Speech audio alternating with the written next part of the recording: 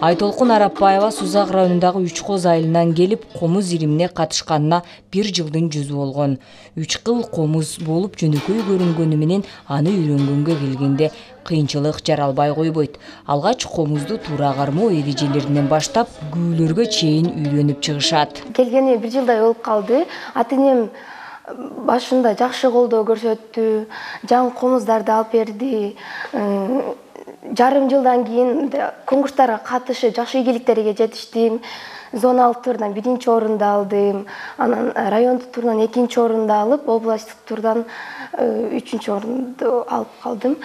Анан мектеп менен экөөнү бирдей эле алып барам. Мектепке мындай зыяны тийбейт.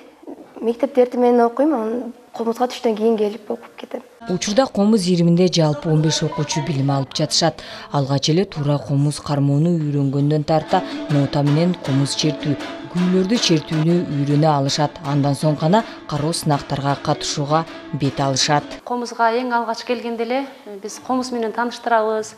Баланын комузга болгон кызыгуусун билебиз. Андан кийин ошол баланын кабыл алуусуна жараша тапшырмаларды беребиз. Нотаны үйрөтөбүз дегендей өздөштүрүп.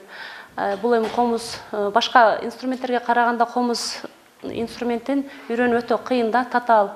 Өзү жөнөкөй болгону менен аны үйрөнүш кыйын. Ноталардан туура эмес ойноп койсо эле башкача үндөр чыгып калат да. Ошон үчүн эң биринчи нотаны таанытабыз, эсептеп черткенге үйрөтөбүз. Андан кийин ошол эң жөнөкөй ырлардан, күүлөрдөн үйрөтө баштайбыз.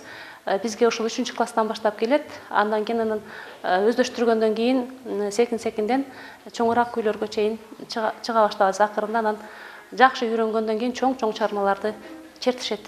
Жалал Абад шаарындагы Ариет балдар чыгармачылык борборуна бардык иримдерге акысыз мектеп окуучулары катышып келишет. Эгер окуучу жетише алам десе, бир иримден сырткарыда кошо башка иримдери параллель алып кетүүгө болот.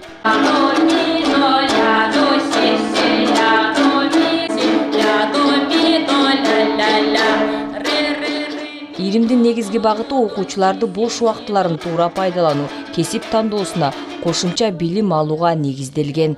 Барчынай Жанзакова, Байман Тургуналиев, Жаңы күн үчүн.